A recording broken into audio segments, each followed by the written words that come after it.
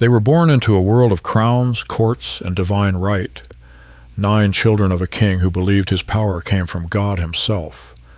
But when the English Civil War erupted like thunder across the kingdom, their gilded world shattered into 1,000 pieces.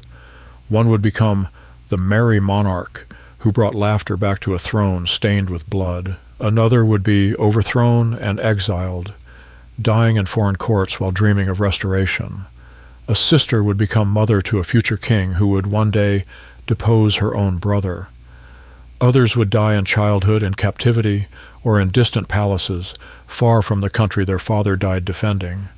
This is the complete story of King Charles I's 9 children, their births in palaces of marble and gold, their desperate struggles in exile, their magnificent rises, their crushing falls, and the extraordinary fates that awaited them after their father lost his crown and his head on a cold January morning in 1649. If you enjoyed this deep dive into royal history, subscribe for more forgotten stories of dynasties and descendants. History is not just about dates and battles, but about real people facing impossible choices and somehow finding ways to endure. Where are you watching from? And which royal family should we explore next? January 30th, 1649, Whitehall Palace, London. King Charles I stepped onto a scaffold before a silent crowd. With one swing of the executioner's axe, a dynasty fell. The divine right of kings died with him. But his bloodline, as his legacy, lived on in 9 children scattered across a war-torn continent. Queen Henrietta Maria had already fled to France with her youngest daughter, watching from exile as her husband's kingdom collapsed into republican chaos. In the Netherlands, her eldest son Charles wandered between courts, a king without a crown. In England, 2 of her children remained prisoners of Parliament, mere children paying for their father's sins. The House of Stuart, which had ruled Scotland for over 3 centuries and England for nearly 50 years, now existed only in exile. Yet from this catastrophe would emerge one of history's most remarkable royal stories, a tale of survival, ambition, love, betrayal, and the relentless pursuit of lost thrones. 9 children, born to rule an empire, scattered by civil war. Some would reclaim their birthright, others would forge new kingdoms abroad. Many would die far from home. All would carry the burden of their father's legacy and the weight of a crown that had cost everything. Their story begins not with triumph, but with tragedy, not with coronations, but with coffins, not with the fanfare of royal births, but with the desperate flight of a dynasty fighting for its very survival. From the palaces of Versailles to the battlefields of Flanders, from the drawing rooms of The Hague to the dungeons of Carisbrooke Castle. This is how the children of Charles I shaped the future of Europe, and how Europe shaped them. Some would sit on thrones, others would lie in unmarked graves. All would discover that royal blood, far from guaranteeing paradise, often promised only exile, heartbreak, and the cruel irony that those born to rule nations would struggle even to rule their own destinies. But first we begin with the briefest of lives, a single day that would haunt the Stuart dynasty for decades to come. May 13th, 1629, Greenwich Palace. Dawn brought hope to the House of Stuart. Queen Henrietta Maria, 19 years old and married barely 4 years, gave birth to her first son. Charles James, Duke of Cornwall, heir to 3 kingdoms, England, Scotland, and Ireland. The bells of London rang out across the Thames. Courtiers whispered of destiny fulfilled. By sunset, the bells had fallen silent. The infant prince lived less than a day. Born weak, perhaps premature, he drew only a few precious breaths before slipping away in his mother's arms. He was buried with royal ceremony at Westminster Abbey, a tiny coffin draped in purple velvet, the first of many Stuart children who would never see their inheritance. Charles James represented everything the dynasty hoped for and everything it feared: the fragility of royal succession, the cruel unpredictability of fate, and the constant shadow of death that haunted even the most powerful families in Europe. His brief life would prove prophetic. The Stuart line, for all its divine pretensions, would always balance precariously between triumph and disaster. A year later, hope would return with another birth. This time, the child would live and change the course of British history forever. May 29, 1630, St. James's Palace, London. This time, the child lived. Charles Stuart, future Charles II, entered the world as the sun rose over London, and from his first breath, he seemed destined for greatness. Named for his father and christened by the Archbishop of Canterbury himself, the young prince embodied everything the monarchy represented: continuity, legitimacy, divine appointment. His childhood unfolded in an England still at peace, but tensions simmered beneath the surface. Charles was educated by the finest tutors in Europe, scholars who taught him Latin, mathematics, natural philosophy, and the art of kingship. He learned to speak French fluently, developed a passion for science and astronomy, and grew into a tall, athletic young man with dark eyes and an easy charm that would serve him well in the desperate years ahead. But by his 10th birthday, the kingdom was fracturing. His father's conflicts with Parliament escalated into open warfare. Charles watched from the nursery as his world began to crumble. By 1642, England was at war with itself. The boy prince grew up fleeing. At 12, he witnessed the Battle of Edgehill, his first taste of Civil War's brutality. At 14, he commanded his own troops in the West Country, learning leadership through disaster. When the Royalist cause collapsed, Charles faced a choice: surrender to Parliament and likely execution, or flee into exile and continue the fight. He chose exile. For nearly a decade, Charles wandered Europe like a ghost, a king without a kingdom, dependent on the charity of foreign courts. In France, his cousin Louis XIV gave him a modest pension but little respect. In Spain, he courted Catholic support while desperately maintaining his Protestant faith. In the Dutch Republic, he plotted invasion while living on borrowed money and fading hope. These were formative years. Charles learned to dissemble, to charm, to survive on wit when power failed him. He developed the easy manners and cynical wisdom that would later make him beloved by his subjects. He also learned that promises meant little, that alliances shifted like weather, and that a king's greatest weapon was often his ability to forgive his enemies. The young exile also discovered women. His affairs began early and continued throughout his life, earning him a reputation for gallantry that would later scandalize and delight his court in equal measure. By 1660, England had grown weary of Puritan rule. Oliver Cromwell was dead, his son Richard had abdicated, and the Commonwealth government teetered on the edge of collapse. General George Monk marched from Scotland with a powerful army and a simple message: bring back the king. Charles played his cards perfectly. From his exile in Breda, he issued a carefully crafted declaration promising amnesty for his father's enemies, religious tolerance, and parliamentary government. When he landed at Dover on May 25, 1660, crowds lined the streets shouting, "God save the king!" The boy who had fled in rags returned in triumph. Charles II's reign transformed England from a grim Puritan republic into the gayest court in Europe. He reopened the theaters, welcomed back music and dancing, and turned Whitehall Palace into a glittering center of arts and sciences. His court became famous for its wit, its scandals, and its remarkable tolerance, a far cry from his father's rigid formality. But beneath the gaiety lay serious achievement. Charles rebuilt the Royal Navy, promoted trade and exploration, and founded the Royal Society, encouraging the scientific revolution that would make England a world power.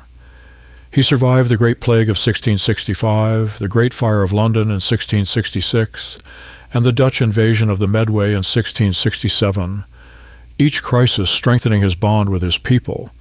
Charles possessed his grandfather Henry IV of France's talent for making himself beloved. He walked freely among his subjects, fed the ducks in St. James's Park, and earned the nickname Old Rowley after his favorite spaniel. Unlike his father, who had seemed cold and distant, Charles embodied royal accessibility. In 1662, Charles married Catherine of Braganza, daughter of the King of Portugal. The marriage brought England the strategic ports of Tangier and Bombay, but failed in its primary purpose, producing an heir. Catherine suffered multiple miscarriages and eventually accepted her husband's infidelities with dignity that earned her England's respect and affection. Charles acknowledged at least 14 illegitimate children by 7 different mistresses. His most famous lover, Nell Gwynn, the orange seller turned actress, became a beloved public figure. When angry crowds once mistook her carriage for that of the Catholic Louise de Keroualle, Nell stuck her head out the window and shouted, "Pray, good people, be civil. I am the Protestant whore." These illegitimate children founded some of England's greatest noble families.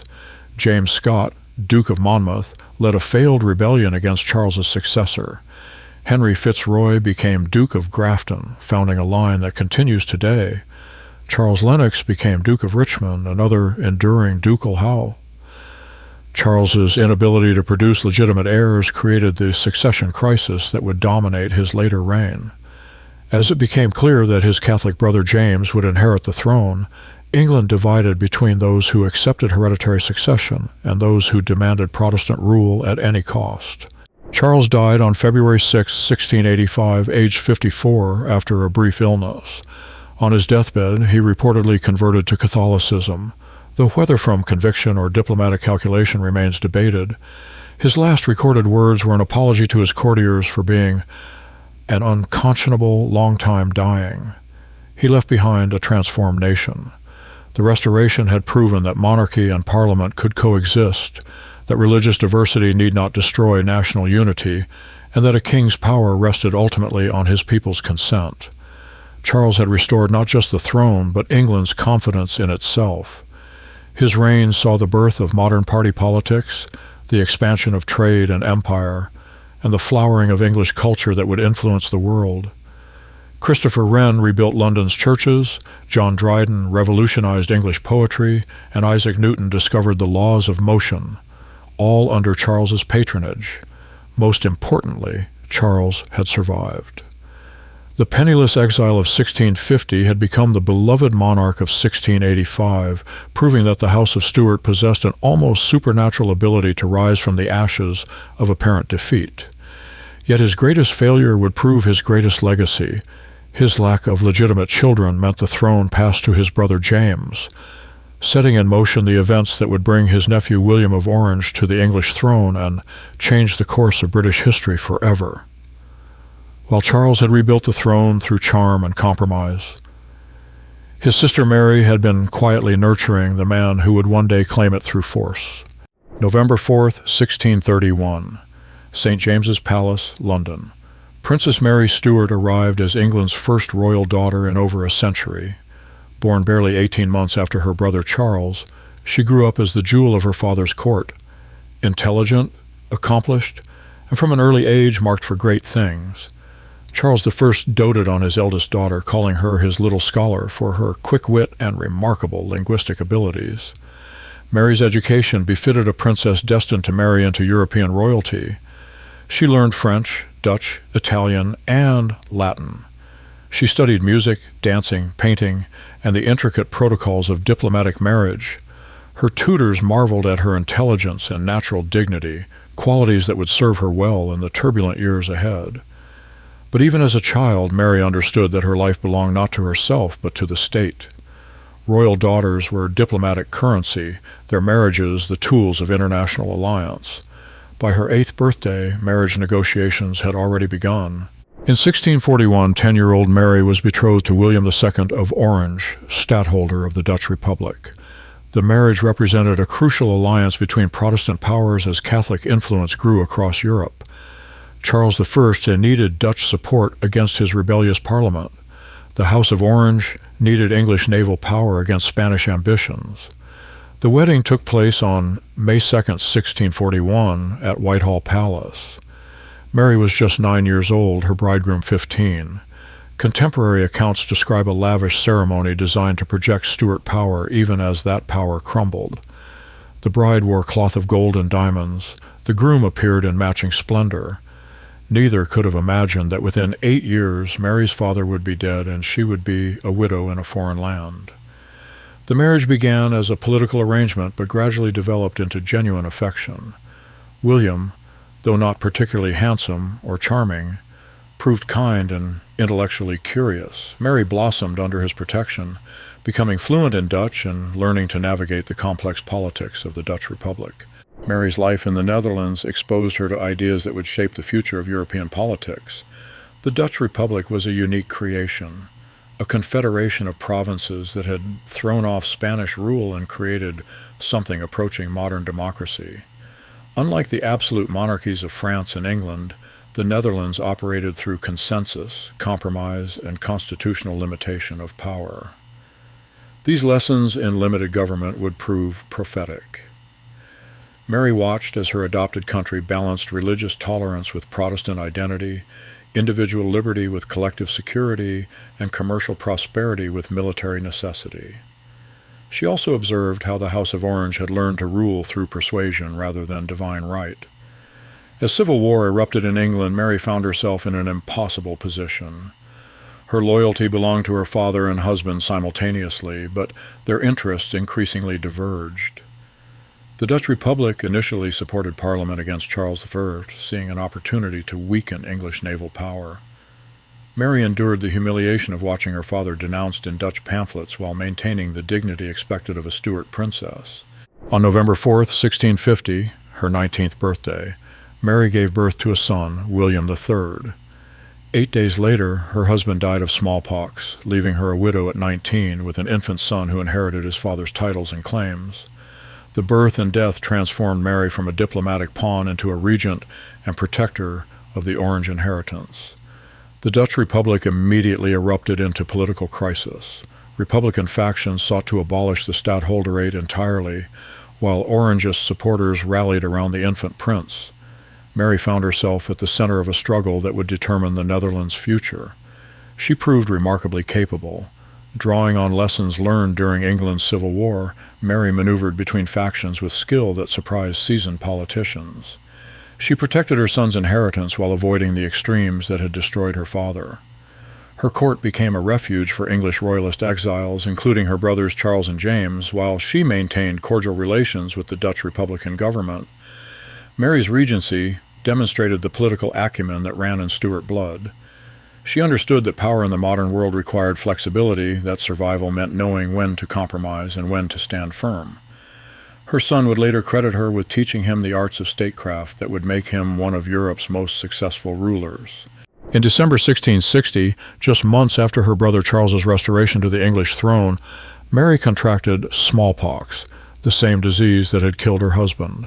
She died on December 24th, Christmas Eve, aged just 29. Her last letters spoke of her hopes for her 10-year-old son and her joy at seeing the Stuart monarchy restored. Mary's death robbed Europe of one of its most talented royal women. Those who knew her believed she possessed the intelligence and judgment to have been a great queen in her own right.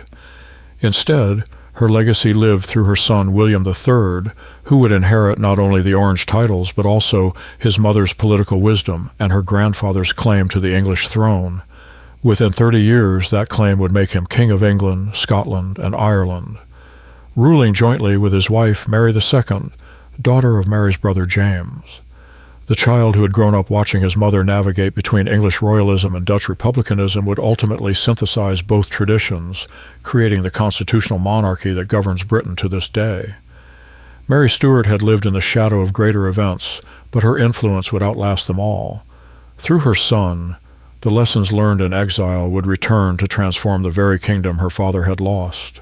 While Mary quietly shaped the future King of England, her brother James was learning very different lessons about power, faith, and the price of absolute rule.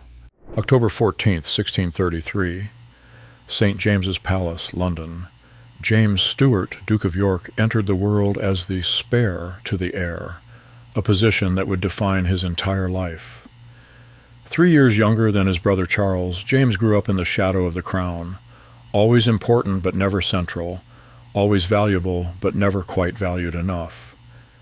Where Charles possessed natural charm and easy wit, James displayed serious intensity and rigid principle. Where Charles learned to bend with changing winds, James stood firm against the storm. These differences would ultimately determine their fates, one brother becoming beloved, the other becoming the last Catholic king of England. James's childhood ended abruptly with the outbreak of civil war. At 9 years old, he accompanied his father to the Battle of Edgehill, receiving his first lesson in the brutal realities of power. As the Royalist cause collapsed, 12-year-old James and his sister Elizabeth were captured by parliamentary forces and held as prisoners of state.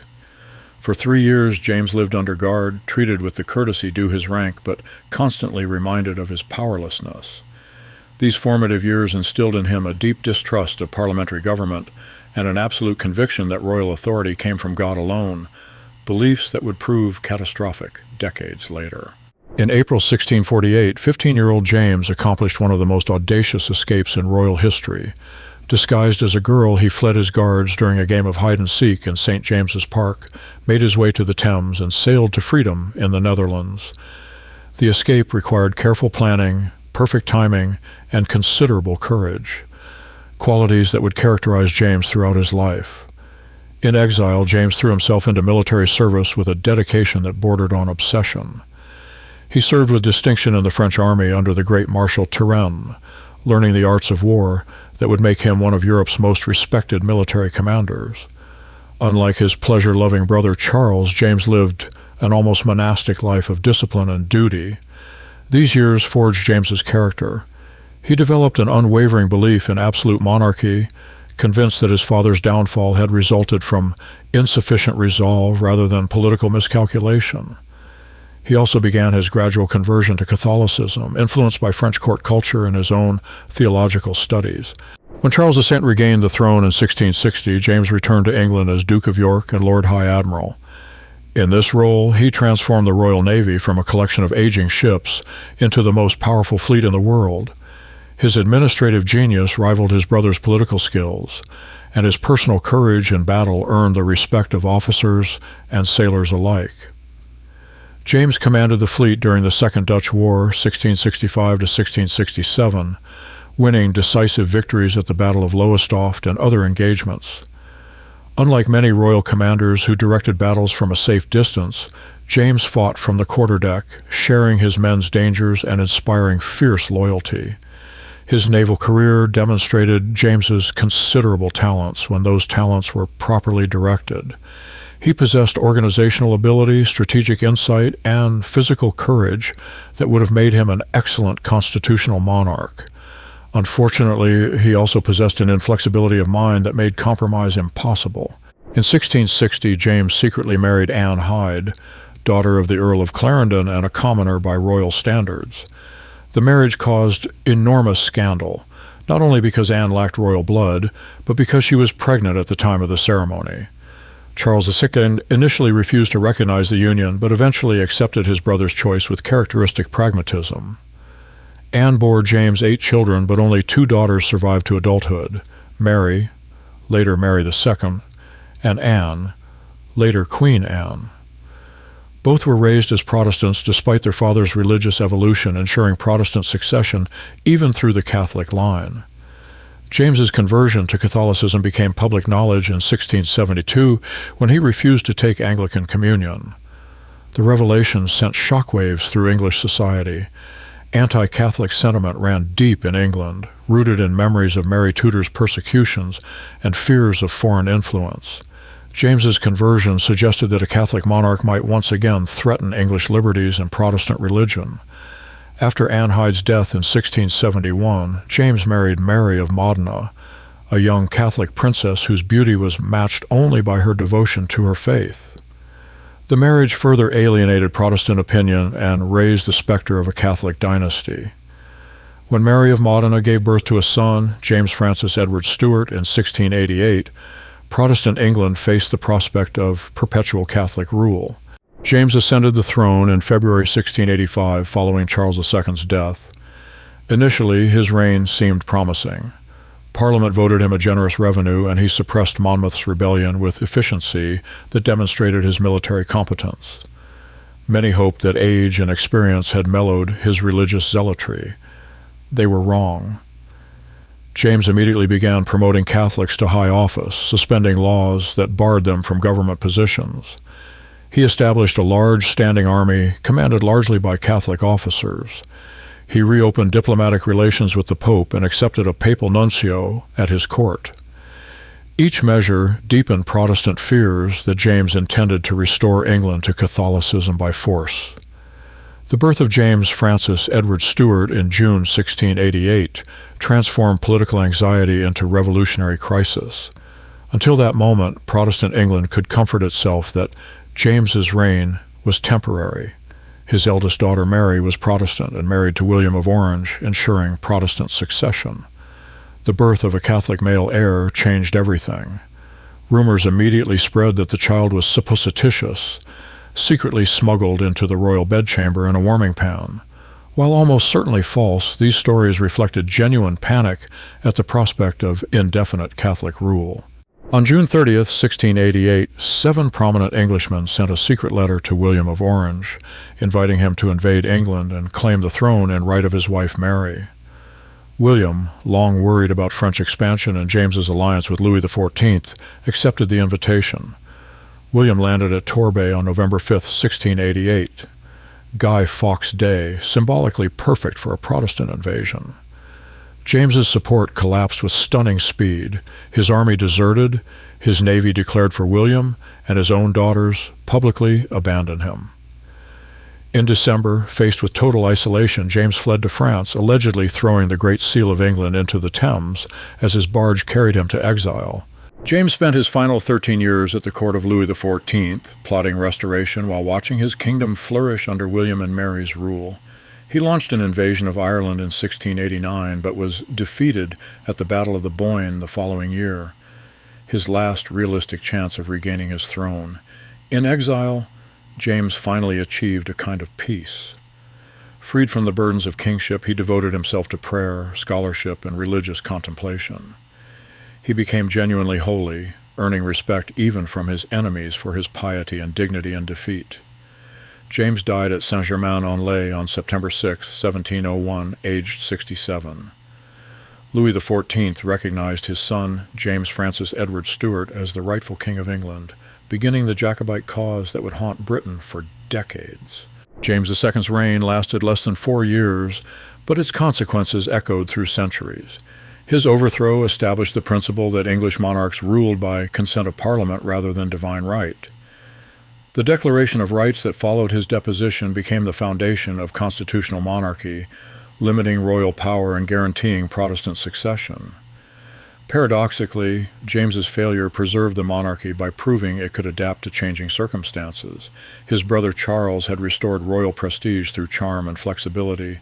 James's inflexibility demonstrated the limits of royal power. Together, their reigns taught England that successful monarchy required partnership between crown and parliament. James also left behind 2 rival dynasties. Through his Protestant daughters, Mary II and Anne, he became ancestor to the Hanoverian line that still occupies the British throne. Through his Catholic son, he founded the Jacobite claimants who spent 60 years attempting to recover their lost inheritance.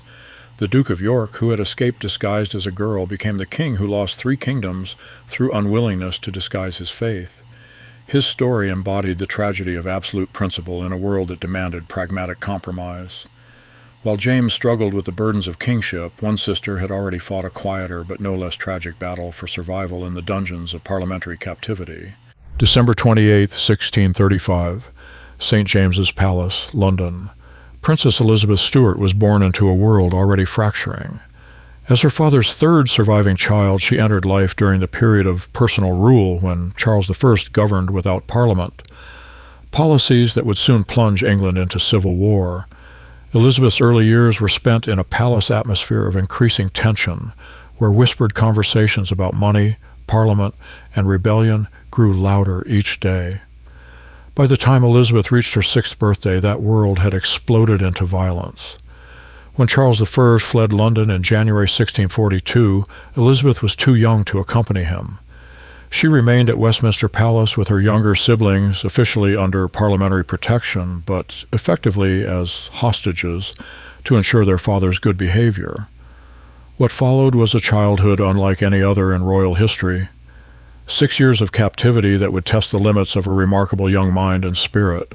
Despite her circumstances, Elizabeth blossomed intellectually during her captivity. Her parliamentary guardians, whatever their political motivations, recognized their responsibility to educate a royal princess properly. They provided her with excellent tutors who marveled at her quick intelligence and scholarly inclinations. Elizabeth learned Latin, Greek, Hebrew, French, and Italian. She studied theology, philosophy, mathematics, and natural science with an intensity that amazed her teachers.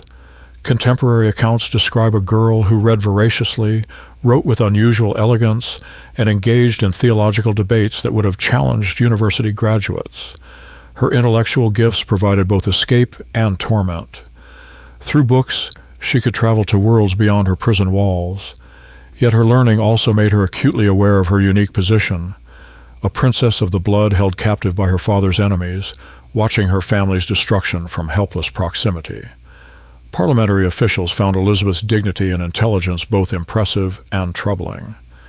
Here was no ordinary prisoner, but a young woman who carried herself with unmistakable royal bearing despite her circumstances. Her very presence reminded them that they held not just a hostage, but a potential symbol of legitimacy that could one day threaten their cause. On January 29, 1649, the day before his execution, Charles III was permitted a final meeting with his captive children. Elizabeth, now 13, and her 8-year-old brother Henry were brought to St. James's Palace for a farewell that would haunt them both forever. Contemporary accounts of this meeting, based on Elizabeth's own later testimony, reveal the profound love between father and daughter. Charles gave Elizabeth a small Bible, telling her to read it carefully and remember him by it. He spoke to her of forgiveness, urging her not to hate those who had taken his life.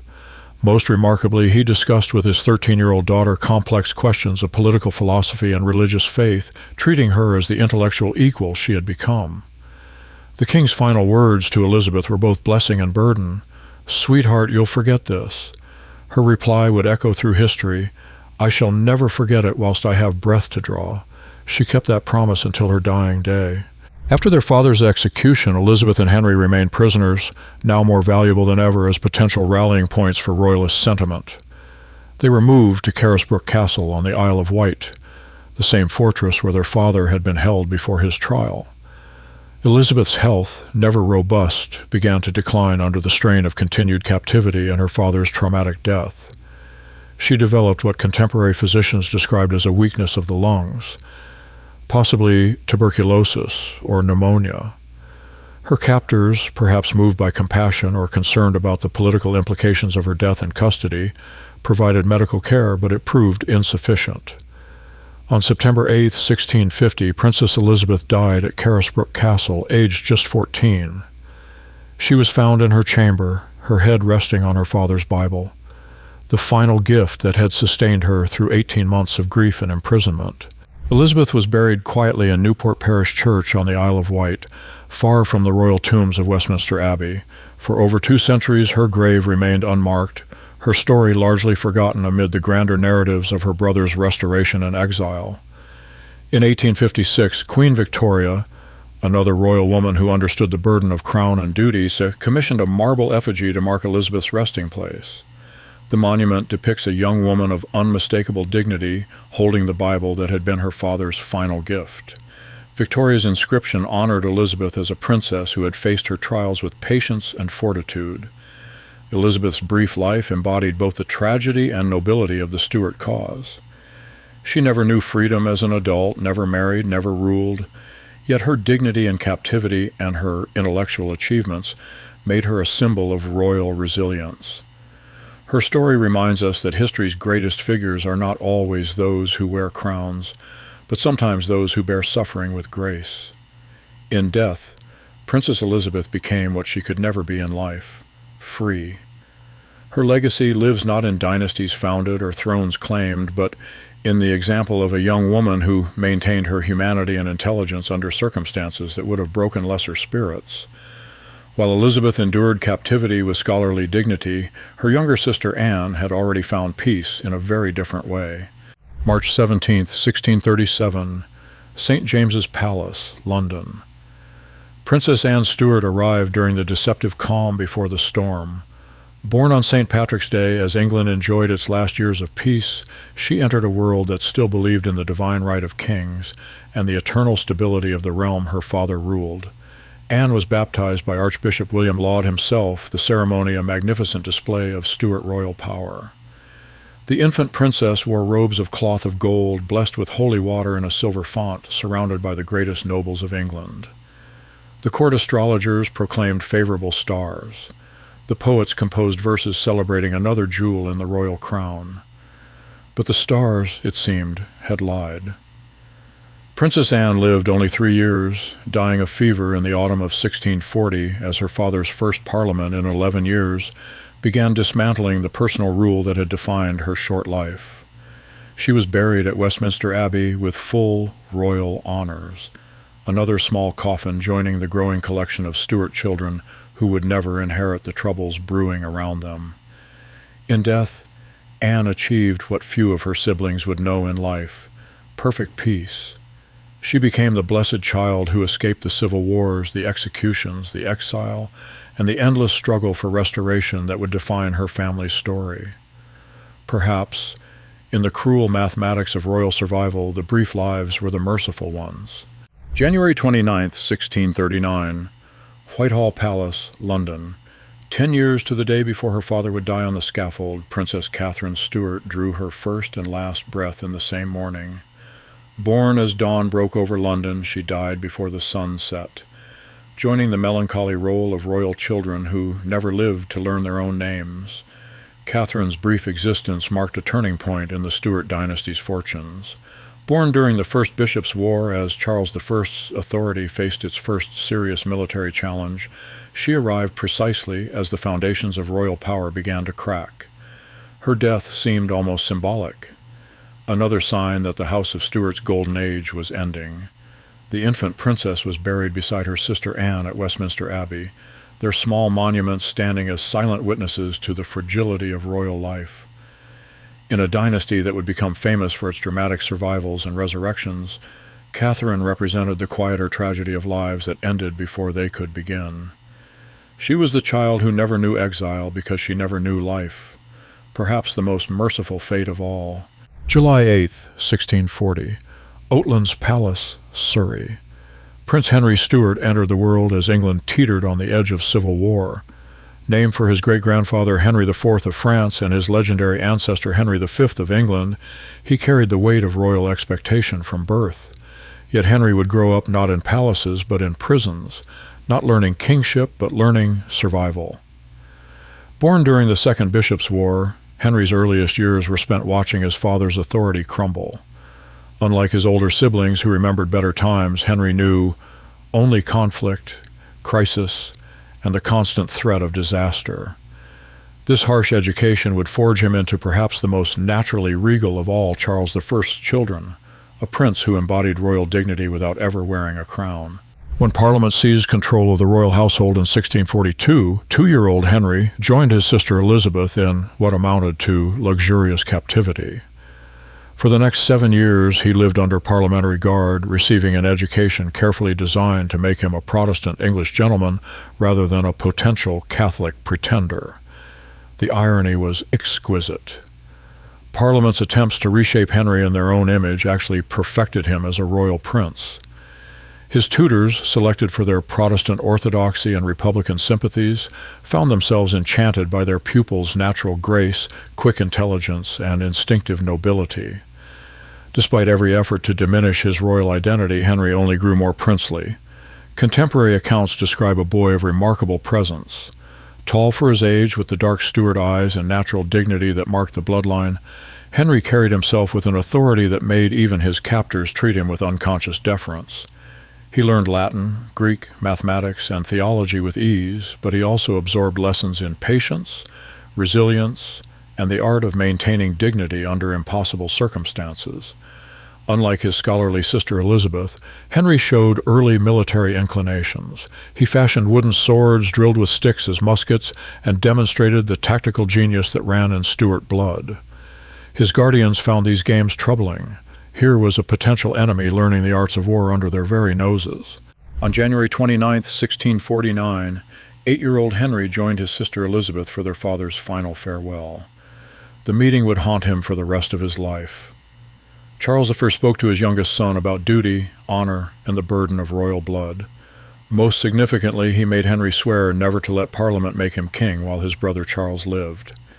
This oath defined Henry's character for the next 11 years. Despite parliamentarian hints that they might prefer a malleable child king to an adult pretender in exile, Henry never wavered in his loyalty to his brother's claim. The 8-year-old boy possessed a moral clarity that would shame many adult politicians. After Charles I's execution, Henry's position became increasingly anomalous. Too young to be truly dangerous, too royal to be ignored, he remained a prisoner whose very existence posed problems for the Republican government. Various schemes were proposed for his future: exile to the continent, marriage to a parliamentary supporter's daughter, even formal adoption by Oliver Cromwell himself. Henry rejected every compromise. With dignity remarkable in a child, he insisted on his royal status while accepting his powerlessness. He would be a prince or nothing, but he would never pretend to be anything else. In 1652, parliamentary authorities finally decided that the 12-year-old prince posed more problems in England than abroad. Henry was allowed to join his sister Mary in the Netherlands, ending nearly a decade of captivity. His departure marked the end of Stuart royal presence in England until the Restoration 8 years later. Freedom proved both liberation and challenge. After years of structured captivity, Henry found himself adrift in a world of European courts, dependent on charity and constantly reminded of his family's fallen state. Yet he adapted with characteristic grace, mastering French and Dutch, studying military engineering, and preparing himself for the restoration he never doubted would come. Henry's exile years revealed his fundamental decency. Unlike his brother James, who could be stern and inflexible, or Charles, who could be cynical and self-indulgent, Henry possessed an innate goodness that impressed everyone who met him. He was brave without being reckless, intelligent without being calculating, and loyal without being blind to others' faults. The Restoration of 1660 should have marked the beginning of Henry's true career. At 20, he returned to England as Duke of Gloucester, brother to the king, heir presumptive to the throne until James produced legitimate male heirs. The court welcomed him with genuine affection. Here was a Stuart prince who embodied all the dynasty's virtues with none of its vices. Henry threw himself into his new life with enthusiasm. He studied naval architecture, planning to follow his brother James into maritime service. He showed interest in natural philosophy, becoming involved with the group of scientists who would soon form the Royal Society. Most importantly, he demonstrated the personal popularity that had always eluded his father, walking freely among the people, accessible yet dignified, royal yet approachable. But fate had other plans. On September 13, 1660, just 3 months after the Restoration, Henry contracted smallpox. The disease that had killed his brother-in-law William II of Orange now claimed another Stuart prince. Despite the best medical care available, Henry died on September 18th, aged just 20. His death devastated Charles II, who had planned great things for his youngest brother. More than that, it deprived England of perhaps its most naturally gifted Stuart prince. Those who knew Henry believed he possessed the perfect combination of royal dignity and popular appeal that might have made him a truly great king. Henry was buried at Westminster Abbey with full royal honors, the first Stuart prince to lie there since his infant siblings 20 years earlier. His effigy shows a young man of unmistakable nobility, the prince who learned kingship in captivity and died just as he was ready to practice it. Henry Stuart's legacy lies not in what he accomplished, but in what he represented, proof that royal blood could survive the worst circumstances without losing its essential nobility. His life demonstrated that true majesty comes not from crowns or palaces, but from character, dignity, and the courage to remain oneself regardless of external circumstances. In a family famous for its extremes, Charles II's indulgence, James II's rigidity, Mary's political acumen, Henry represented balance. He was the Stuart prince who might have united all the dynasty's virtues while avoiding its characteristic vices. His early death remains one of history's great might-have-beens. Yet perhaps Henry's greatest achievement was simpler. He proved that a prince could be both royal and good, that power need not corrupt, and that sometimes the brief candle burns brightest of all. While Henry died just as his true life was beginning, his youngest sister had already lived enough adventures for several lifetimes in the glittering court of the Sun King. June 16, 1644. Bedford House, Exeter. Princess Henrietta Anne Stuart came into the world as cannon fire echoed across the English countryside. Born in besieged Exeter during the height of civil war, she entered life as her father's kingdom collapsed around him. Within weeks of her birth, parliamentarian forces would capture the city, making her arrival a literal race against time. Named for her mother, Queen Henrietta Maria, and grandmother Anne of Austria, the infant princess carried in her very name the international Catholic alliances that had helped destroy her father's popularity. Yet from her first breath, Minette, as she would be known throughout her life, seemed destined for a different fate from her tragic siblings. At barely 2 weeks old, Henrietta Anne was smuggled out of England in an adventure that reads like historical fiction. Hidden in a basket and carried by loyal servants, she was spirited across the English Channel to safety in France. Her escape marked the end of Stuart royal presence in England for 16 years and the beginning of an extraordinary life in the most magnificent court in Europe. The infant exile arrived at the court of Louis XIV, her first cousin, and already showing signs of the grandeur that would make him the Sun King. Where her brothers endured the humiliation of poverty and powerlessness, Henrietta Anne grew up surrounded by the splendor of Versailles, educated alongside French princes and treated as a beloved member of the royal family. Henrietta Anne's upbringing was unique among the Stuart children. While her brothers learned statecraft through hardship and her sisters through diplomacy, she absorbed the arts of power through the finest finishing school in Europe, the court of Louis XIV. She learned not just languages and accomplishments, but the subtle skills of court intrigue. She mastered the delicate balance between charm and intelligence that made her one of the most captivating women of her generation. Contemporary accounts describe a girl of extraordinary beauty and wit, combining her mother's French elegance with the Stuart charm that could make enemies into friends. Under the tutelage of Anne of Austria and Henrietta Maria, she developed into a consummate courtier, able to navigate the treacherous waters of Versailles politics while maintaining her essential goodness and family loyalty. These skills would prove invaluable when she later served as a secret diplomat between the courts of France and England.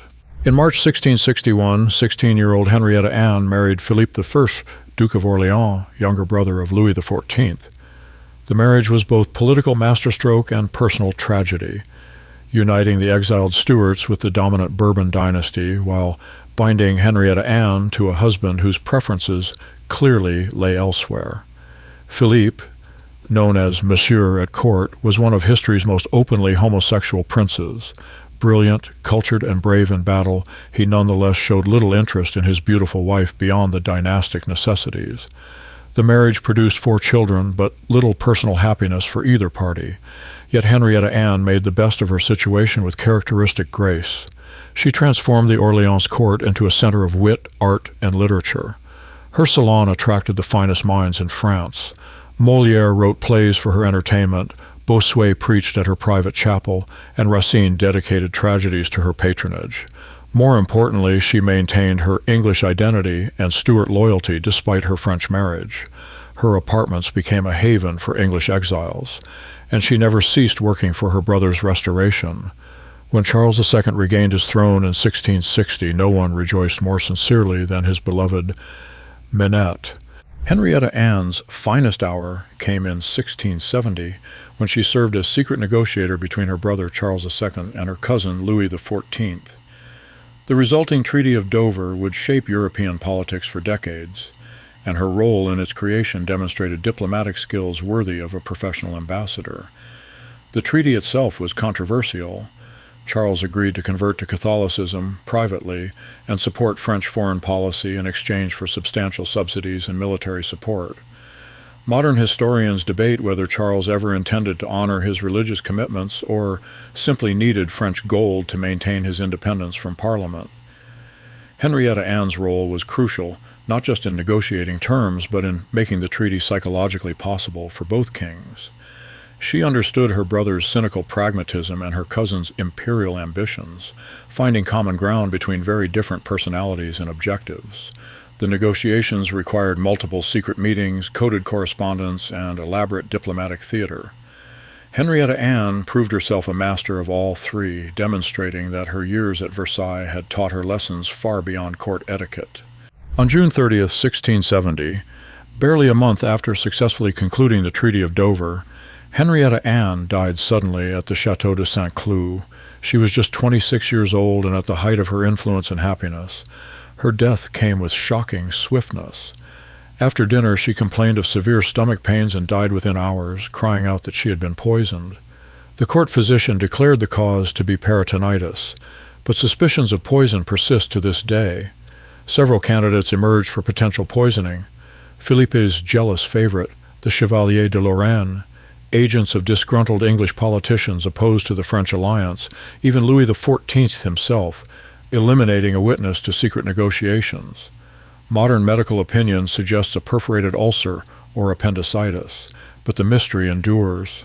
Henrietta Anne's death marked the end of the Stuart family's direct connection to the highest levels of European politics.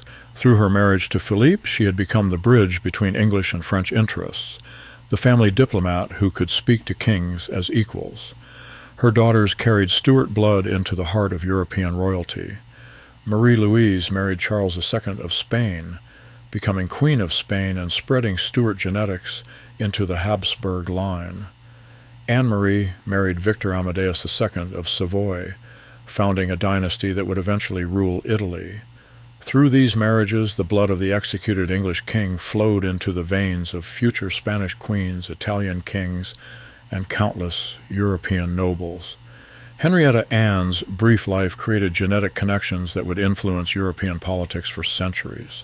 Henrietta Anne was mourned across Europe as few royal women have been mourned. Bossuet delivered her funeral oration at Saint-Denis, declaring that she held death suspended by the strength of her soul. Madame de Sévigné wrote that never was there such a universal grief. Her brother Charles II was devastated, writing that, "I have lost the joy of my life." For a king not given to emotional displays, this represented extraordinary feeling. Their correspondence reveals genuine affection between siblings who had shared the trauma of civil war and the joy of restoration. Modern historians recognize Henrietta Anne as one of the most accomplished royal women of her generation. She combined beauty with intelligence, political skill with personal charm, and family loyalty with European vision. In her brief 26 years, she demonstrated that the Stuart capacity for survival could flourish even in foreign courts. Her story embodies the international dimension of the Stuart exile, the way a family's fall from power in one kingdom could create opportunities for influence across Europe. Through marriage, diplomacy, and personal relationships, the scattered children of Charles I wove themselves into the fabric of continental royalty, ensuring that their father's bloodline would survive even if his throne did not. Henrietta Anne died as she had lived, at the center of great events, beloved by those who knew her, and instrumental in shaping the future of Europe. She was the Stuart princess who never saw her native kingdom restored, but who ensured that Stuart influence would echo through the royal houses of Europe for generations to come. 9 children born to a king who believed his power came from God. 5 survived to adulthood, 3 wore crowns or ruled as regents. 2 became parents to future monarchs. All carried the burden of their father's execution and the weight of a dynasty fighting for survival. The arithmetic of the House of Stuart tells a story of remarkable resilience. From the ashes of civil war and regicide emerged not just restored monarchy, but a new model of kingship that would influence Europe for centuries. Charles II's pragmatic charm, James II's cautionary inflexibility, Mary's quiet regency, Elizabeth's scholarly dignity, Henry's perfect nobility, and Henrietta Anne's diplomatic brilliance, each contributed to a legacy far greater than their father's failed absolutism. By 1670, the scattered children of Charles I had woven themselves into the fabric of European royalty with remarkable success. Through Mary of Orange's son William III, Stuart blood would return to the English throne through conquest rather than inheritance. Through Henrietta Anne's daughters, it would flow into the royal houses of Spain and Savoy. Through Charles II's illegitimate children, it would create some of England's greatest noble families. The Civil War that had destroyed one Stuart kingdom had created a Stuart diaspora that influenced a continent. From the battlefields of Flanders to the drawing rooms of Versailles, from the naval academies of France to the courts of Italy, the grandchildren and great-grandchildren of the executed king shaped European politics for generations. This transformation reflected a fundamental change in the nature of royal power. Charles I had ruled through divine right and absolute authority. His children learned to rule through alliance, marriage, diplomacy, and popular consent. They discovered that survival required adaptation, that influence could outlast authority, and that sometimes losing a throne was the price of preserving a dynasty.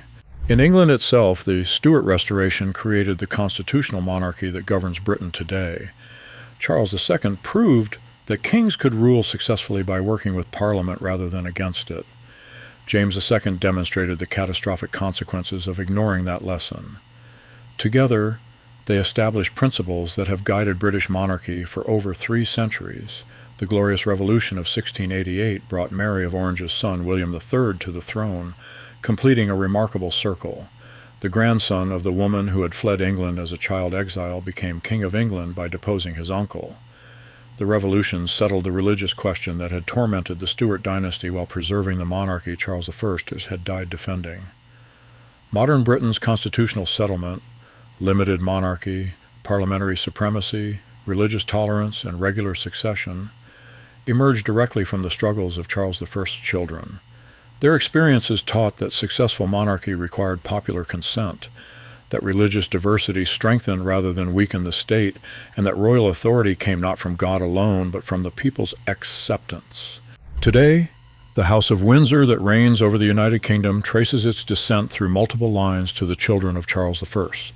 Through the Hanoverian succession from James II's daughter Anne, through various noble marriages connecting to Charles II's illegitimate children, and through the complex web of European royal intermarriage, Stuart blood flows in the veins of most European royal families. Queen Elizabeth II was descended from James II through his daughter Anne, making her a direct heir to the Catholic king who lost his throne for his faith. The irony would have amused Charles II and probably horrified James II. The Protestant constitutional monarchy they helped create has proven more durable than any absolute system. The story of Charles I's children teaches us that royal families, like all families, survive through adaptation rather than rigid adherence to principle. The divine right that Charles I died defending proved less important than the human connections his children cultivated. Their ability to charm, to compromise, to love and be loved, to forgive their enemies and reward their friends, these human qualities prove more valuable than any crown. From palace to prison, from execution block to restoration, from civil war to constitutional monarchy, the 9 children of Charles I lived through one of history's greatest political transformations. Some ruled kingdoms, others ruled hearts, but all played their part in proving that even when dynasties fall, the human spirit can rise from any defeat to create something greater than what was lost. They were born into a world of absolute monarchy and divine right. They died in a world of constitutional government and popular sovereignty. The bridge between those worlds was built from their own experience, their own suffering, and their own remarkable capacity for survival. The children of Charles I lived in the shadow of their father's execution, yet from that shadow came kings, queens, and a legacy that still shapes the throne of Britain today.